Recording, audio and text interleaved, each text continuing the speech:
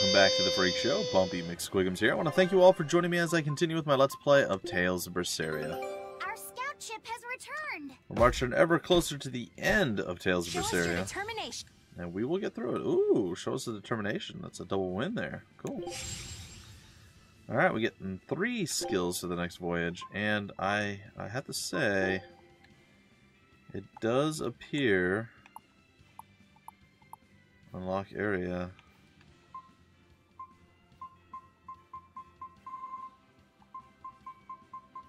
It does appear that we've made it to the final place, I have to say. So, I guess we'll stay with it till we get those last 2 things. And then we'll hop to a new place. Okay, so, right now, we just stepped into this place. There is something to our north that we don't know about, like where that leads.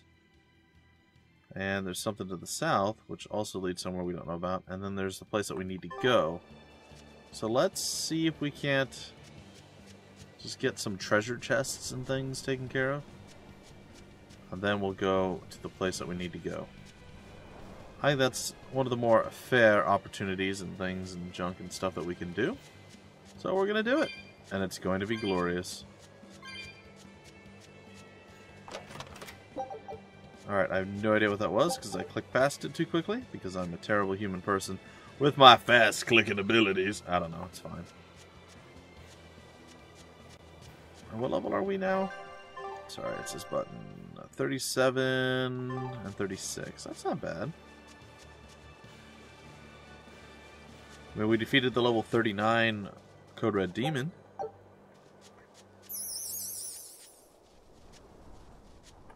I mean, that's something. Ah, don't hurt me. I'm a delicate flower. I don't know if that's true, but I still would rather not be hurt if I can help it. Alright, let's grab this. Apparently we upset the giant tree of doom. And yeah, I think I may start doing some double down on Elix and on Tales of Berseria. Neither one of these series are doing fantastic. While I still really do enjoy playing them, I feel like maybe changing things up is going to bring more interest to the channel. I don't know. But there's some games that'll be releasing relatively soon, and I'd like to be prepared for a coverage of those. And yeah, maybe I'll just focus on finishing stuff just a bit quicker. Like I said, I've changed how I'm doing things to try to actually finish more titles. So if I change it to where I'm doing maybe 2 episodes a day as opposed to 1, maybe that'll change something. I don't know, guys and gals. Right now we're in a shake-up period. We're trying to figure out what's going to work and how we're going to be able to move forward. And yeah. So getting through this game a bit quicker wouldn't necessarily be bad. I mean, I'm always curious to see what happens next. I would definitely want to see the end of it, and I do really have fun playing it, so I have no qualms about doing a double down episode. Maybe do a double, a single, a double, a single, something like that. And then just keep like alternating back and forth. I think that could work too. I don't know. Let me know your thoughts down below in the comment section, guys and gals. There hasn't been a whole lot of activity or anything on this. Alright. If I were a Bloodwing, where would I be? We'll start at the inn. It only makes sense. That's fair. A whole lot of activity or attention being drawn to this particular series. So yeah, no, talk to me, guys and gals. I'd love to hear from you. Love to hear what's going down. Alright, so we can speak to you. Raspberries, strawberries, blueberries, they all grow in abundance around Stonebury. We even have a fairy tale about it. One day the ground was covered with so many fallen berries, they all became stones. Stoneberries. Is that how the town got its name? The spelling has changed some, but yes. Berries are an important part of this village. We harvest local berries to make jams, pastries, gels, and all sorts of sweets. Okay. Berry-flavored gels! I've never had one. We've exported our jam and fruit for a while now, but our raspberry gels are still being perfected. Aw, rats. Are the vegetables growing in that field special too? I don't think I've ever seen anything like them before. You've got sharp eyes. But that's right. They're a rare species of wild potato. They're red and they're called radish bells. Ew. We discovered them in the mountains nearby. Sadly, the potatoes are actually highly poisonous. Oh, Really? well that's They lovely. look so good. They do, but the skin and the sprouts are toxic. If you aren't careful when removing them, it's Poisonville for you. Deadly poison aside, they're sweet, fluffy, and go great with butter. Okay. And when they're fried nice and crispy, they're the best. So just skin them and sell them. What's the problem? That's true. Yes, we've thought of that, but the way they are now, you have to peel off quite a bit before you get to the edible part. Peel one as big as your fist, and all you get for your trouble is a bit of meat the size of an egg yolk. That's why we're selectively breeding them. One day, they'll have only a thin layer of poisonous skin. Why not breed them to get rid of the poison altogether? Yeah. With no poison, bugs will eat them, and they'll be more vulnerable to cold and heat. With potatoes, as with people, getting rid of everything harmful isn't always for the best. That's fair. Oh, she actually made a good point there. That's cool. Demons are frightening, but we can't let that fear control our lives. Building something new is a real challenge, and that makes each day feel fresh and worthwhile. Okay. I can dig that. Some tomatoes. Don't step on the crops. Yeah, well. Hey, I told you not to step on the crops. How many times did I tell you not to step on? Thanks. I'm on the crops. Yeah. Okay, I'm sorry. It's very childish. Welcome to the pioneer settlement of Stonebury. It must have been quite the journey. It looks like you came across the Aldina Plains. We're in some sore need of adventurous spirits like you. Hey, there's our boy. What's up, Bloodwing? I smell the scent of blood. Fresh blood. Here for your reward, I take it? Yeah, I am. Anything else? Setting a beast to catch a beast? Sure. Makes sort of sense, I guess. If you want to know what requests are available, here, take a look. The serial killer tree at the Duval Forest. Well, I mean, I don't think I would do well fighting that particular creature, but...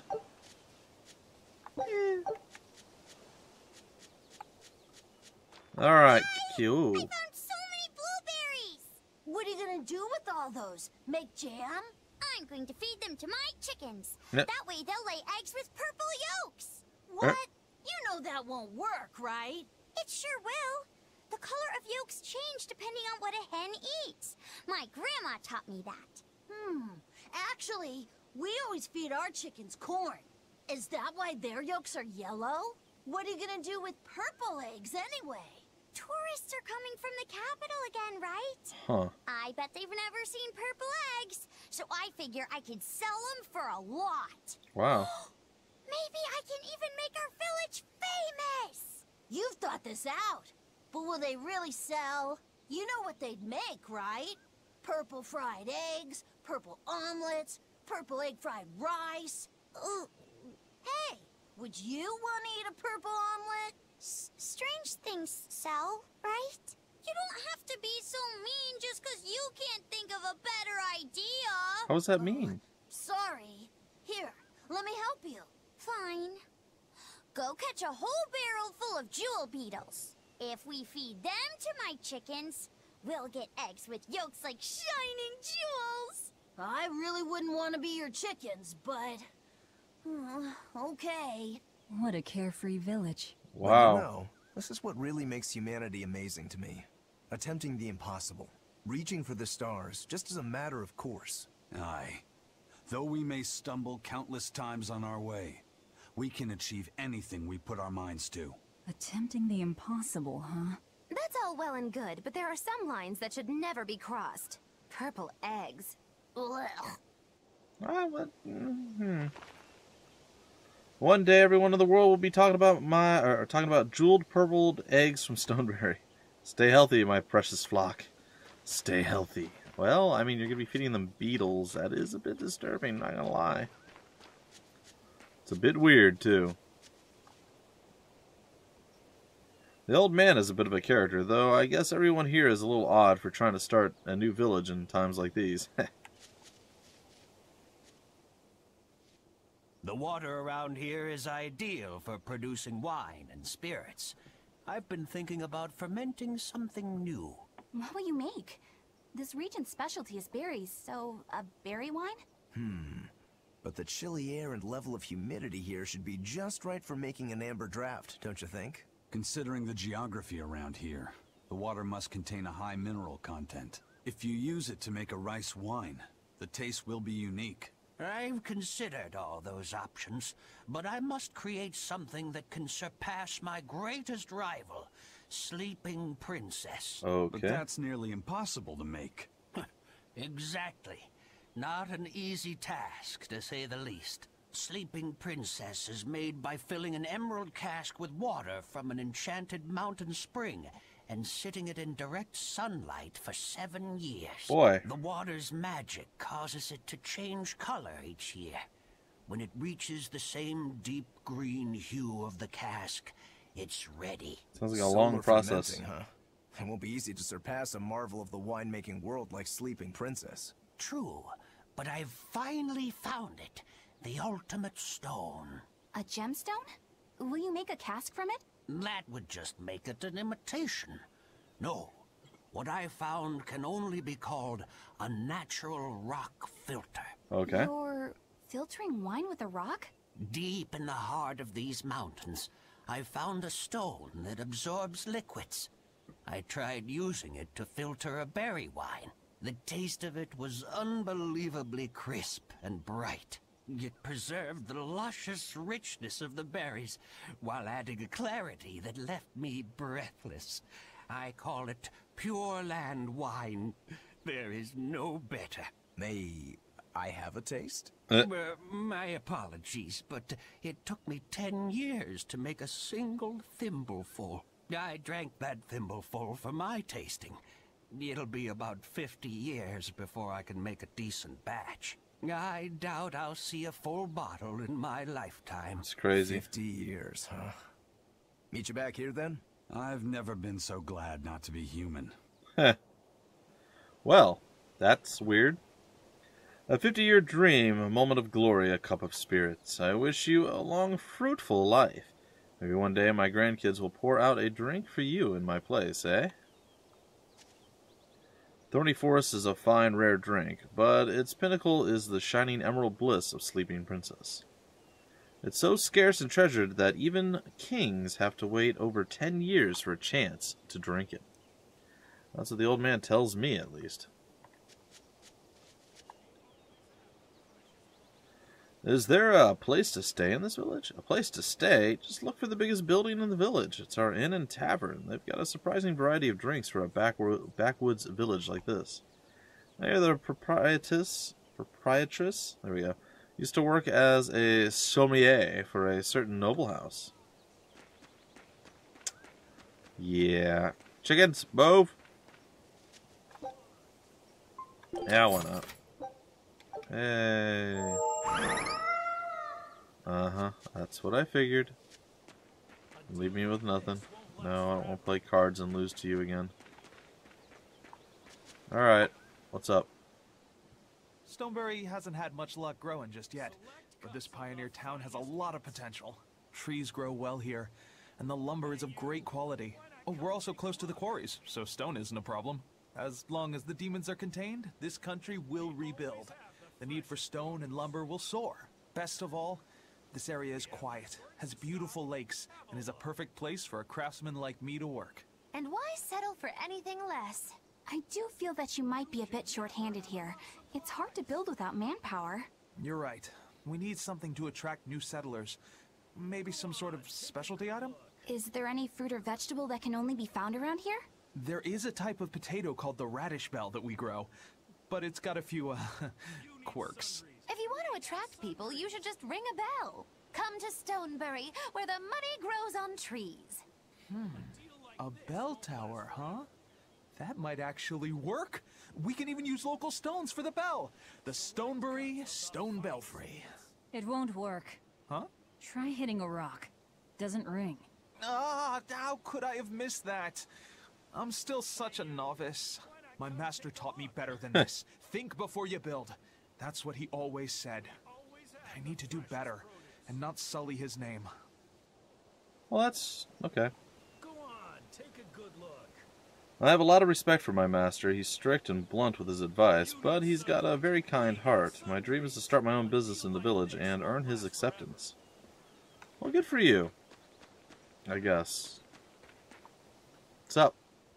I was on my way home from a trip to Logres, crossing the Aldina Plains, when I saw it. Rain was pouring as if from buckets, and the wind was so strong I could hardly stay on my feet. From the vast darkness of the sky, a monster of tremendous size descended, like the essence of the storm itself. A huge flying demon? At that moment, a group of exorcists leapt out from their hiding spots and began to battle the demon beast. But it met their swords with its fearsome horns, and a swipe of its tail threw the noble exorcist's back. Horns and a tail? Where did the demon go? I couldn't tell you. I was so frightened, I ran away and never looked back. I hope the Abbey can get rid of it, but the beast took out 3 exorcists with a single blow. Come to think of it, another person was there too. He faced the demon and told it to stop. Zavid. If you're going to the Aldina Plains, you'd better be careful. Okay. Speaking of dragons, there was an old dragon cult called Tintagel? Tintagel? I don't know. A long time ago. They aren't around anymore, but what were they thinking when they decided to venerate such creatures? I don't know.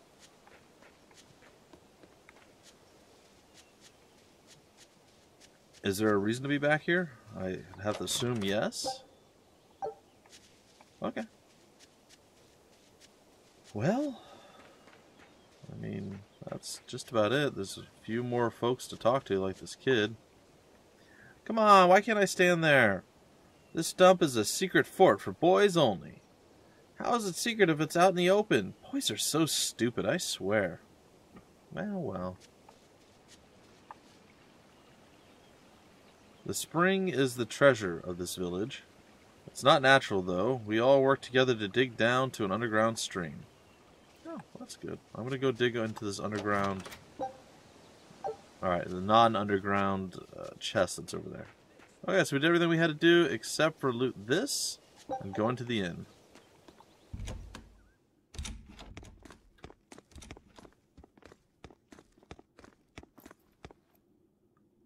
Zavid. Hey, Zavid's right there. Well, hello, sailor.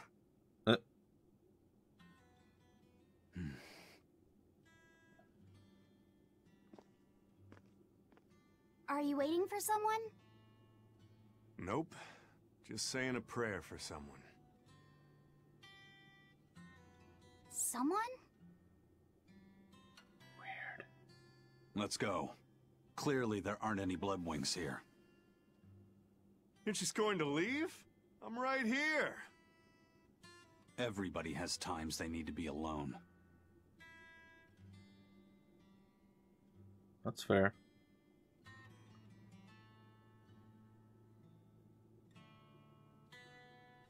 Fee. Right. Coming. Uh-huh. Well, that was strange.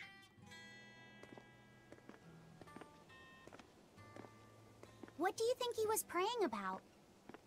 Well, for one thing, he was drinking a bottle of Thorny Forest. Oh my. The drink you share with your special someone when you're going to be married for life! How romantic! But getting your hands on that stuff is no small feat. I can only hope I'll get a chance to taste it someday. You're a demon. That must have had an important meaning for Zavid. That's why you left him alone. Don't read too much into it. You're Velvet, right? I'm not, but she is. Huh, you must be the one who's seen the demon we're after. We saw a big snake-looking dragon fly over on the way here. Is that what you saw too? Yes, that's the one. It nests at the top of the mountain in Aldina Plains. Not when we were there. We went to look ourselves.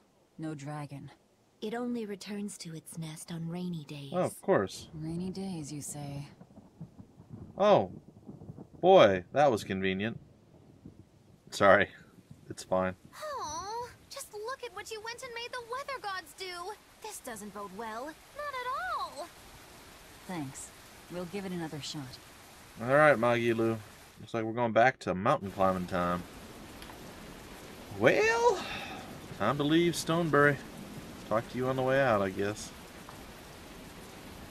The dragon's nest is in the mountains above the Aldina Plains. The scaly beast only returns there on rainy days. In fact, the dragon might even be the source of the storms. Thanks for the information. In any case, that means that if we go there now, chances are it'll be home. It's time to head back. Hey there. Our meeting like this must be Providence, meow. Oh, God. We're in a hurry. Save it, cats. All the better, meow. I've just stumbled upon a perfectly nifty piece of stone just for you.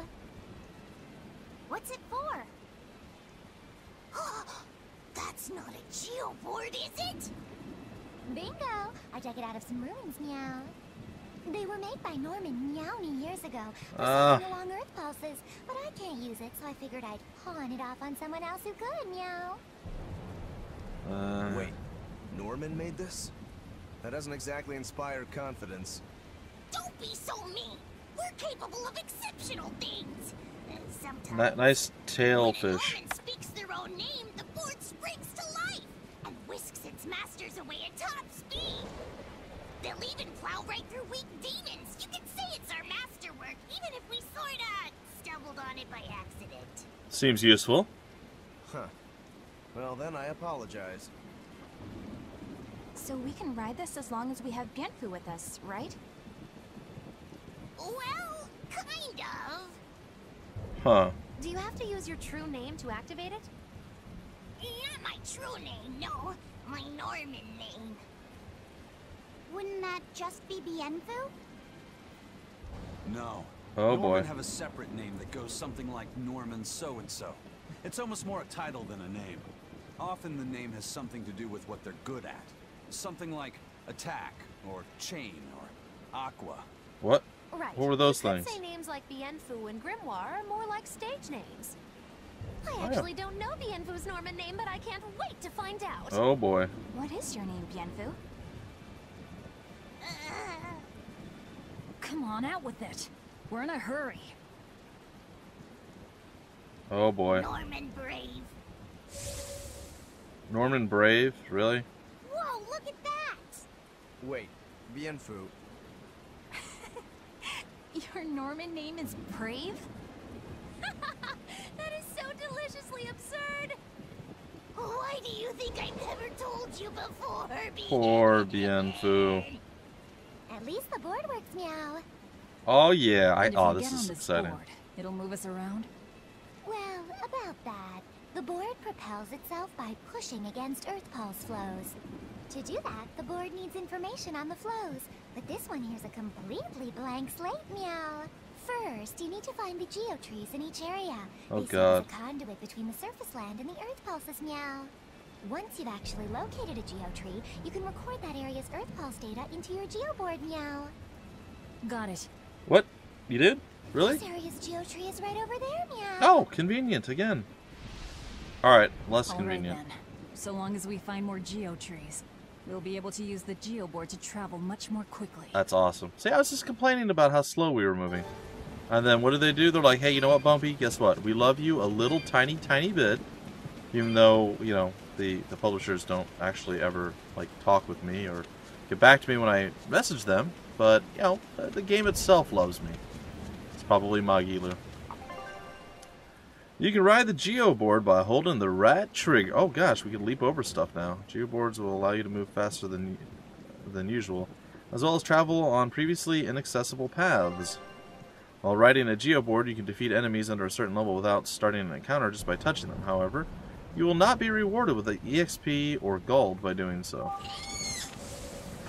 Ah! Well, that's going to come in handy. Interesting. Yeah, and it's a lot of fun to ride, too. I could get used to this. I'm so worn out. I feel like I had to sprint the whole way here. Huh. It seems like operating the board saps a lot of energy from Bienfu. I'm okay with that. Still, this board gives us a strategic advantage. Brave here will just have to bear a little exertion now and then. Yeah, Brave. Buck up. I believe in you. Be brave. Ah! Stop calling me Yes. Ah! Stop calling me that!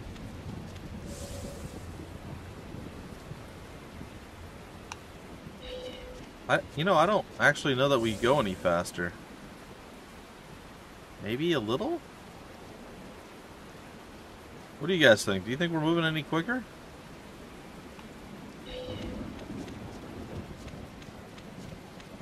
I don't know. I can't tell. It does not seem like we're actually moving any faster than we were before. Is there like a button we have to press to like make turbo mode? Oh, no. I mean, maybe it's like 2% quicker? I mean, it's not much quicker, if it is quicker at all.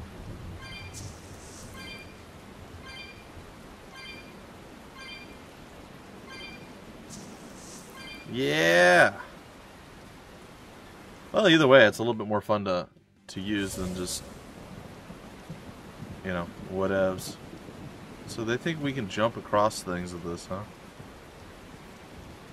I guess that maybe that's only the specific areas that we couldn't make those big jumps before. I mean, that makes sense, right? I would like it to be at least 50% faster than it is. But whatever, I'll take it. It's something.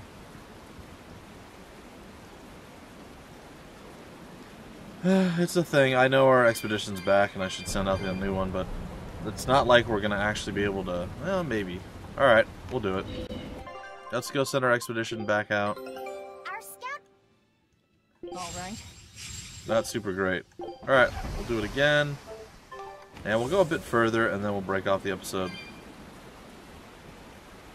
And yeah, I think I'm going to do a double episode, so I'm going to record another one immediately after this, and we'll see. Well, let me know, guys and gals, do you want to see double episodes of this and Elix so we can get through it a bit quicker? We can move on to some different games? Not necessarily better games, just different games. I think it's got some potential. Like, I really do enjoy playing this, but at the same time, I know the views aren't super high, so it does seem that most people don't really seem to care for this. So I'm totally okay with finishing it up and putting it to bed. There are a few that like it, and that's why I do what I do. For the few, the proud, the many, all of it, Jack. We do it for everybody. Alright, up we go. We climb to the top, and we're going to face off against the dragon. Probably not now. We'll do it in the next episode. How about that, guys and gals? Anyway, I hope you guys enjoyed up to this point, and until the very next episode, which should be pretty shortly after this one, my name's Bumpy McSquigums. Thank you for stopping by the Phreak Show, and I will see you later.